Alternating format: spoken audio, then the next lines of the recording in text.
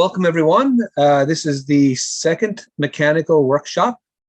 Tonight, we're going to talk about the types of grippers that are used in robotics, typically, how we design or how we create grippers, and also talk a little bit about what's happening with grippers in the future and some grippers that have been used in previous FIRST robotics competitions. So this is a session called Types of Grippers, How to Get a Grip on It. Well, the first type of gripper that we want to talk about is our hand, the most impactful, the most important gripper in the world. This end-of-arm tool, to coin the term end-of-arm, is our hand. Its effectiveness is what got us to this point. And if you can realize, if you can imagine, all the things that humans have created over the past several thousand years, you can certainly appreciate how effective our hand has become, even in everyday life today. And using your hand to grip and manipulate objects is the easiest way to imagine how a gripper design may work. So if you look at how to grasp a cup, you can use your hand to help understand how would I like to grasp that cup with a gripper on a robot. So some questions to ask when you're designing a gripper. First thing is, what is it that I'm picking up? And some things to consider is how much does it weigh? Is it heavy? Is it light? What are its dimensions? Is it a fairly large object or is it small? Is it hard, soft, rough, smooth? Is it soft and pliable or hard? Does it have a smooth surface that's going to be slippery? Things like that you need to consider when you're starting your gripper design. Also, where is the object going to be located? So the robot has to go and pick it up at some place. And when you think about objects, are there any obstructions that are going to be around it? Are there framing around the machine, or is there another cup in the way, or a ramp that you have to go over? Are there any surfaces that are easy to get access to? So when you design your gripper, you want to understand where the object is placed and how easy is it to get access to particular points, because maybe there's an easier way if you look at a different surface on the object. And also, what is the orientation? Is it sideways? Is it upside down? In the case of the cups in the Iligo challenge, the cups could be tipped over on their side, and you would have to design a gripper that would potentially be able to pick the cups up sideways and put them upright again. And then the third thing to consider is, where do I have to move it? So once you have a grasp of this object, where do I have to move it to? And here's where a lot of the physics comes into play. The laws of physics are applied to how far we have to move the object, how high, how fast, and is there an orientation change? And we are planning to do a basic physics session in the near future. So stay tuned for that mechanical workshop. That will help you understand how to calculate how much energy you have to use to move the part around the playing field in this case. And then a little pro tip is, always try to pick points on a object that will reduce the mechanical stress on the gripper. And what that means is, if you can imagine a long piece of board, if you tried to pick the board up on the end, it's very difficult to do so, and it puts a lot of strain on your hands. But if you take that exact same board and pick it up in the middle, it's more balanced. It's still the same weight, but your hands don't feel the same stress or fatigue from that. So those are just a little tip to consider when you're designing your gripper. And then when we think about grippers, we can easily, think in our head about what types of things, but also you can also look to nature. In nature, there's all sorts of different types of grippers found in nature. Like you can take a dog holding a stick, or even the gecko on a glass, on a glass wall. Those animals have designed their appendages and their mouths to be able to grip things in their environment, and been very effective over millions of years to be able to do this. And we can look to these types of animals to get ideas for our grippers. So when we talk about grippers, primarily we're talking about grippers in robotics. And what types of grippers do we find in robotics? Well, first of all, what is a gripper? And a gripper is a component of an automated device used to grasp, move, and release objects. It's known in the robotics world as an end effector or end of arm tool. Now, I wonder where end of arm tool came from, if you think about your hand. They're designed for a specific task, group of tasks, and are only limited to the laws of physics and our creativity. And grippers can come in all shapes and sizes. They can be designed to move very heavy, large, heavy objects like a car body with a repeated accuracy of 0.1/10 of a millimeter. Or grippers can be designed to move very delicate or tiny objects with speeds of over 5,000 millimeters per second. And I think some robots today can operate at over 7,000 millimeters per second with the same type of accuracy. There are literally thousands of different varieties of gripper, but most will fall into one of the following categories.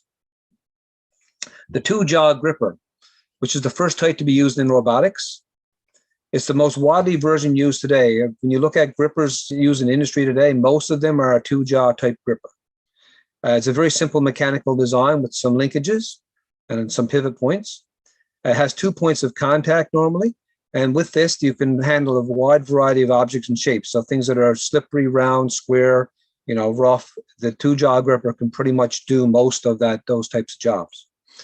The open and close actuation is typically done with a mechanical linkage, as you can see by the yellow bars and the blue piston that's moving back and forth in the graphic there.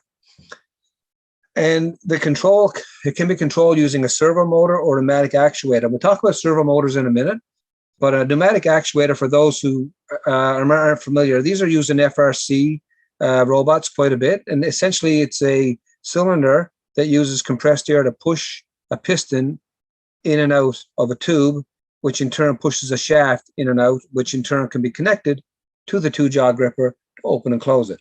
And we are also planning a mechanical workshop on pneumatics. So stay tuned for that one, and we'll have all kinds of information on how pneumatic systems work.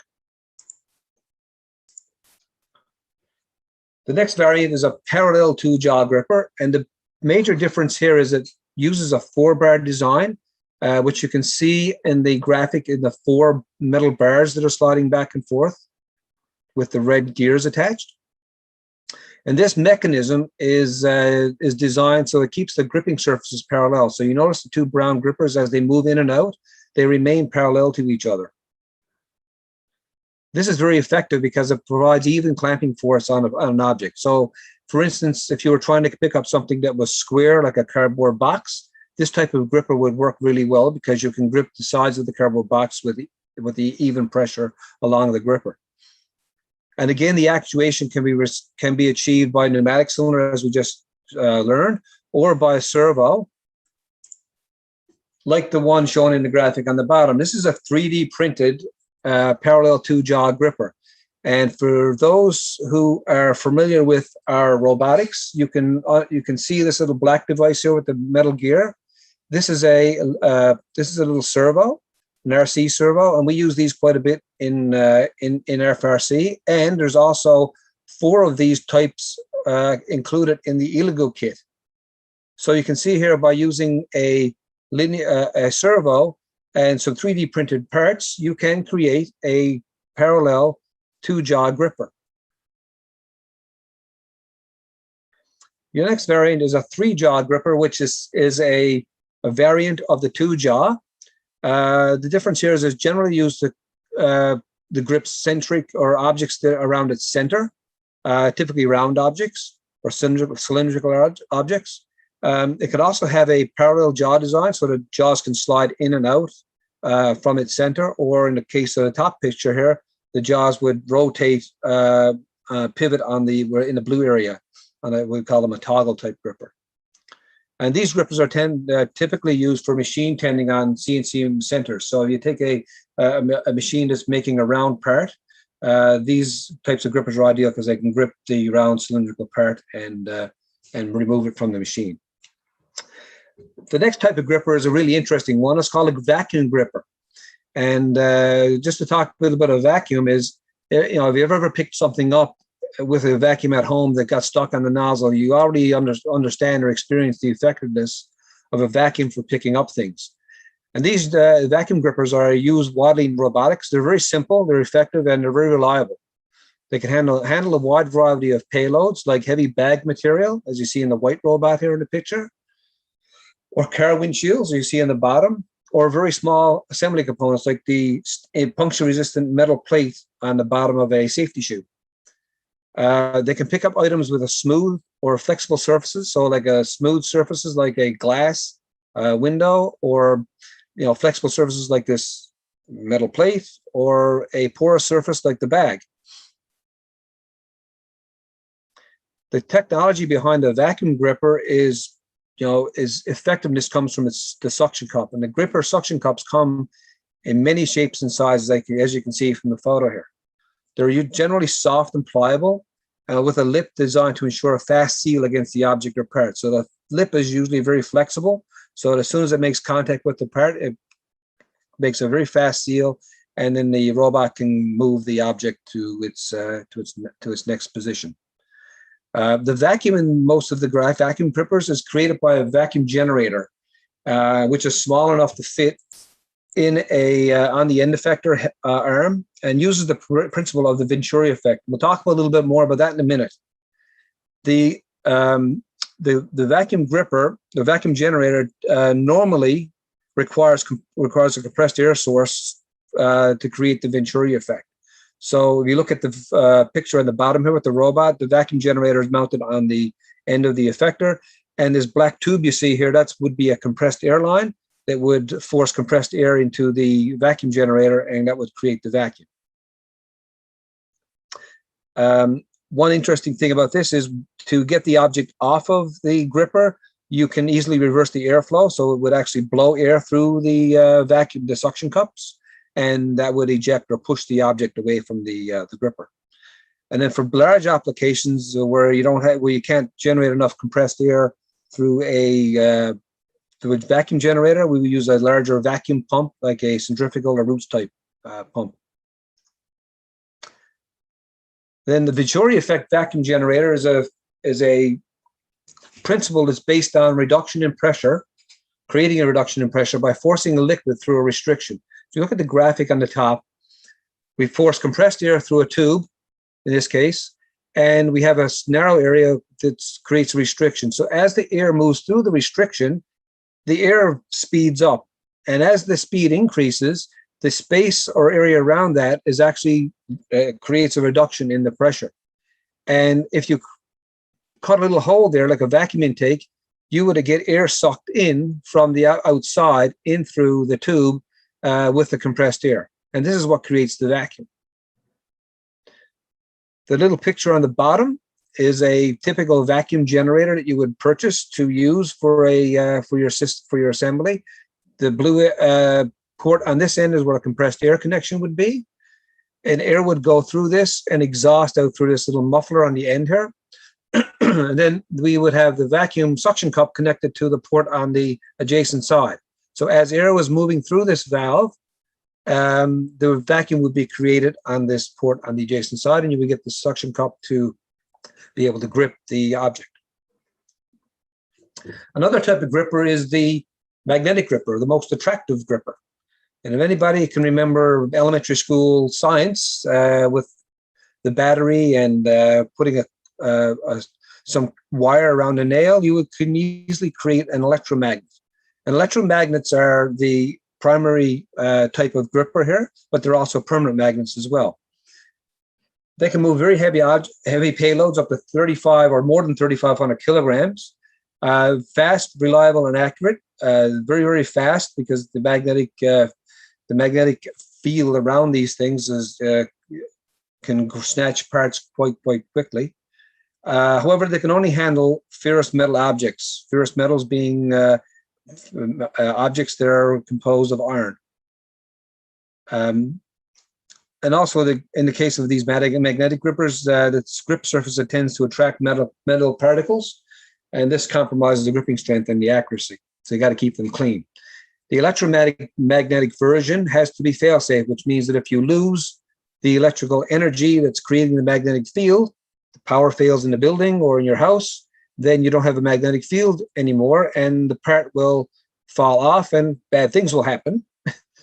So in this case, there has to be an alternative or backup power source for an electromagnetic application. And then the permanent magnet version has pneumatic cylinders. You can see these little brown cylinders connected with the blue tubes. These would push the gripper or the object away from the magnet when the robot wanted to eject it. Another type is a needle gripper, not very common, but primarily used to grasp objects that are porous and not affected by the penetration of the needles or the tines. Typically used in textile manufacturing, for handling fabrics, foam, and even in wood manufacturing. Grippers in space. This is an interesting gripper that is used on the Canadarm, which is a Canadian innovation. The end effector on this arm uses a snare, a wire snare to snare a grapple on the object. So on these satellites and components for the space station, whatnot, there's this pin with a ball on the end of it, and the operator would move the effector over the grapple, and then when they're ready, they would turn the outside cylinder, and this would tighten the cables around the grapple, and then that would snag it, allow it to pull it in against it, and then they can manipulate it, move to where they need to. It was typically developed to deploy cargo on the space shuttle orbiters, but versions have assembled the International Space Station and have even made repairs on the Hubble Space Telescope. It can only lift 30,000 kilograms on Earth, but in space it can lift over 268,000 kilograms. So a huge amount of weight when it's in space without the effects of gravity.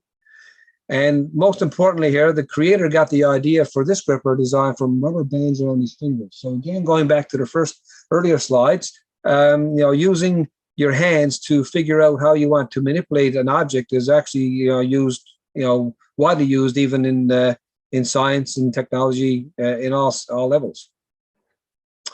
So what's the future for grippers? Well, 3D CAD modeling and 3D printing of grippers is becoming more and more popular. The 3D modeling extends our creativity and speeds the development of prototypes. So we're able to develop things, that we previously couldn't, but we had to try to fashion them out of metal or, make a mold and inject plastic into it or whatever. But today with 3D printing, we can imagine all sorts of things. With 3D modeling, we can imagine all sorts of designs. And then with 3D printing, we can create those designs and we can create some very, unique things to be able to grasp a ball in the case of the bottom photo, we can create a 3D printed human hand to grasp a light bulb, or this type of device here, which uses a porous bladder that provides friction to a surface when it pushes down over it. Again, that came from 3D printing technology. And then in gripper, the gripper by itself is not very useful, but with advancements today in artificial intelligence and machine learning, material technology are bringing grippers into the AI revolution. As you can see, the robot here, which the robot named Spot, he's able to walk up to a door and open a door by itself, completely by itself, open a door and hold it for his buddy to show up, and he can walk through as well. Eye and hand vision systems and sensory feedback allow grippers to be more tactile and work in collaboration. So again, even looking at the robot that you see in the video here, the gripper is still a variant of a two-jaw gripper that we learned about in the earlier slides. So although there's a lot of artificial intelligence and machine learning, involved in creating a system like this, the gripper itself is still a two-jaw gripper. And in the bottom here, we have this little ABB robot with the Rubik's Cube, has two grippers, and this robot is able to be programmed to solve the Rubik's Cube using the two grippers that work in collaboration with each other. This is an interesting gripper from Festo Corporation. This one uses a hand or an arm that looks like an octopus tentacle. The end effector has got small suction cups that can be vacuum actuated or they could be just static, and the arm itself is connected together using a series of springs and cables that pull and push and pull to allow the manipulator to move the end effector around in space. So you want to take a look at that, go to Festo's website. Festo, a lot of different grippers like that are interesting to see. This one is the robot we just looked at in the previous picture. This is Yumi. This is the same robot with the Rubik's Cube. In this case, this robot is putting together electrical sockets. And this robot is the first robot to be allowed to be used in collaboration with a human. And the idea here is to reduce the number of manual steps by using automation to do some of the steps with the human worker. And both, in this case, both grippers work together to assemble the parts. Next thing I want to talk about is grippers in FRC. First robotics competitions every year. Each season, FRC teams are challenged to create a robot that can move and score game pieces. And many of the gripper principles used in industry are applied to our robot designs in FRC. Some very effective and interesting applications are revealed each year. And here are just a few. So if you think back to anybody that's been to a robotics competition, it's also quite interesting to walk around the pit area and just look at all the different variations of robots and how they actually manipulate, grip, and score the game pieces. I've got a couple here to show you from our WWFIRST teams. This first one is the gear pickup from 2017, that 4678 Cybercats. So this is a gear we had to pick up and put on over a pin. The gripper was designed to pick it up from the floor. It has two spring-loaded teeth. You can see where the arrow is pointing, that are spring-loaded. And these would move up as it touched the gear and spring down into the space in between the spokes. And then pneumatic cylinder was attached to the back of this assembly with a cable, and the cable would pull the fangs back and pull the gear into this Y-shaped area, and that would grip it tight against the Y shape. And then two sensors were incorporated into the fangs to tell the control that the gripper, the gear was in place. And then finally, the whole assembly could be rotated or pivoted upwards into a vertical position, and then that would allow it to be in position to drive the robot over to the scoring pin and place it over the pin and release it. The second type of gripper is the 2019 hatch panel from the 2702 Rebels. Sorry, I didn't have any better pictures here, but this is for the hatch panel. The opening in the middle, we created a gripper that would, you see the pointed area at the front. The pointed area would go through the opening in the middle of the hatch panel, and the hatch panel will push against the two polycarbonate parts here with a small micro switch. The micro switch would actuate, and the gripper would open, spreading apart the two pointed areas, and that would create a holding position for the hatch panel. And then we would drive the robot to the rocket ship or the cargo ship on the playing field and place the hatch panel against Velcro. And then once we had it placed properly, we could close the gripper again, and would go back to the position you see here, and then we could drive backwards and effectively releasing the game piece. The other type of gripper is from our 2018 Power Cube gripper from the 2702 Rebels, and this is a variation of a two-jaw gripper. In this case, we had 4 rubber-coated wheels, 2 on each side, that were motorized. There's 2 little electric motors. You can see the 2 red parts sticking up here. Those motors would actuate and draw the Power Cube into the gripper. These 2 areas on the sides were spring-loaded, so they could open and close with the force of a spring, and then that would hold the Power Cube in place. Then we could drive the robot to the scoring position and reverse the motors, and it would spit the cube onto either the scale or the balance that we had at on the playing field. So that's it for the presentation. What I want to do now is have a Kahoot and have a little game challenge. So what I'm going to do now is I need to stop sharing, I think, or do I need to end my show? And let me go here. Here.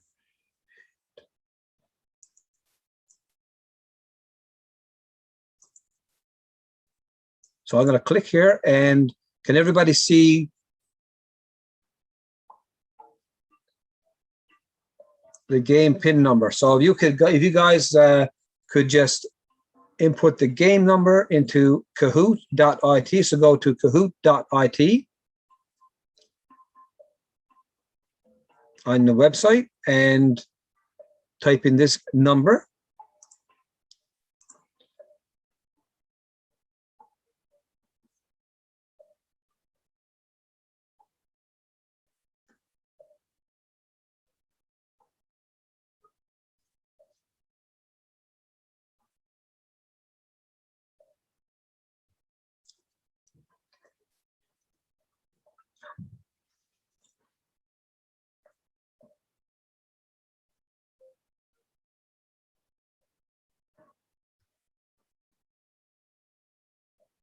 I think we got everybody. So I'm going to start the game, and here we go.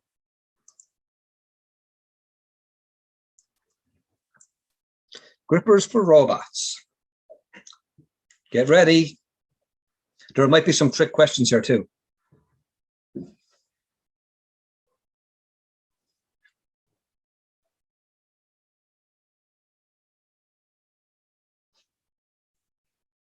Excellent.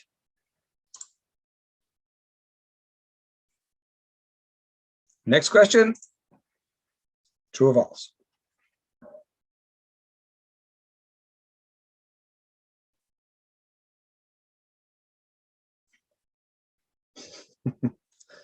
On fire. It's going to get harder.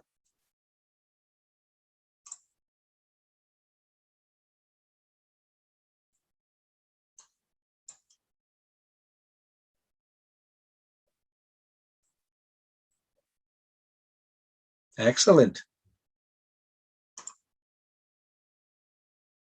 Tristan is in the lead.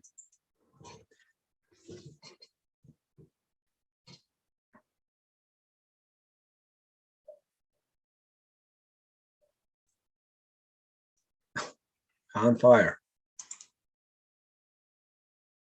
Go, Tristan.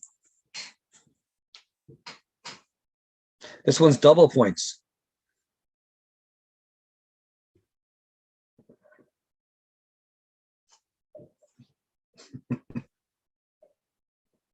Oh, everybody got it right. Need to make it more difficult. Oh.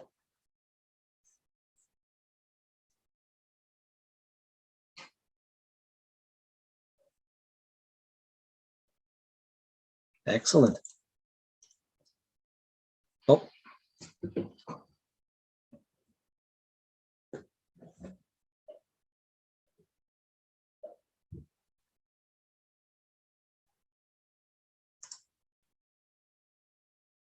Oh, Dad is moving up there. Look out, Tristan.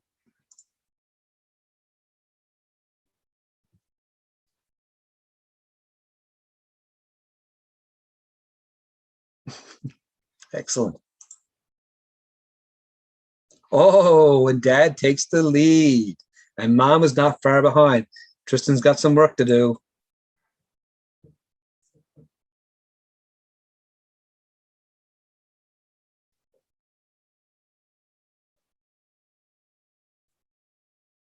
There might be more than one answer here.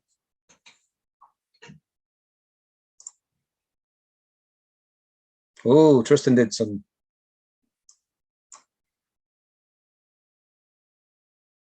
Another double, another bonus question.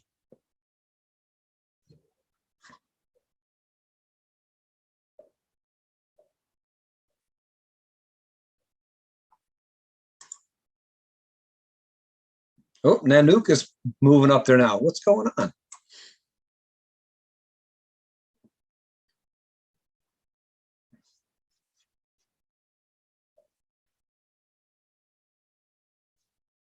Excellent.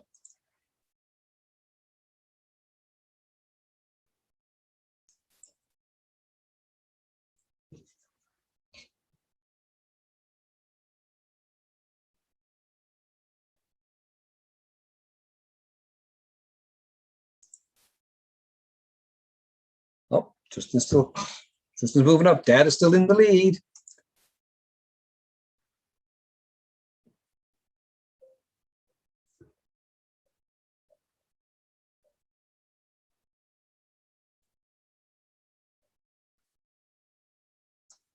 Excellent. Next question.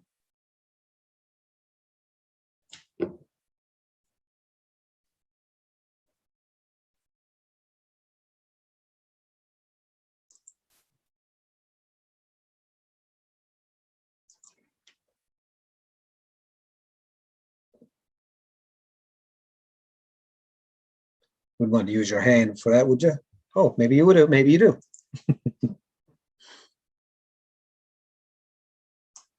Dad's got a solid lead there. Last question.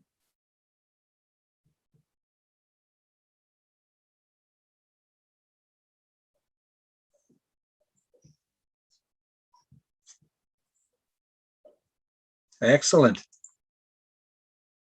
And who's on the podium? Third place, Tristan. Second place, Nanook. And first place is Dad. Of course, Dad knows everything, right? No.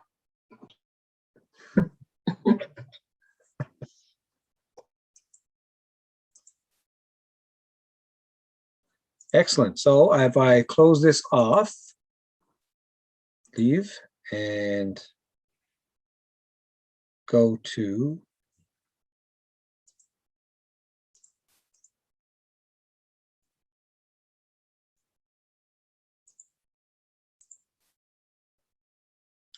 so I guess I can stop sharing my screen. I guess, does anybody have any questions?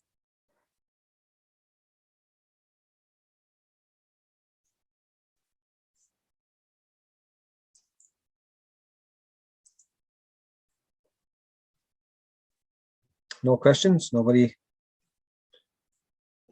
Okay, so I'm going to stop sharing and go back to the normal Zoom screen now.